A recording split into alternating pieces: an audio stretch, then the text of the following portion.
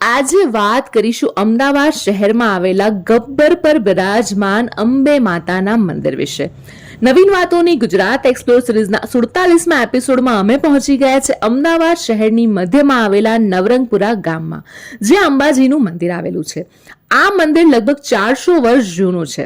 વર્ષો પહેલા આ સ્થળે માતાજીની નાનકડી દેરી હતી. 1980માં એક વૃદ્ધ બહેનના સપનામાં આવીને માતાજીએ સૂચન કર્યું કે જ્યાં મારી નાનકડી દેરી છે ત્યાં એક મોટું મંદિર બનાવો. હાલ આ મંદિર 1 વીઘા જેટલી વિશાળ જગ્યામાં બનાવવામાં આવ્યું છે. મંદિરની સામે જ ગબ્બર બનાવવામાં આવ્યો છે, જ્યાં મંદિરનું ખાસ આકર્ષણ છે.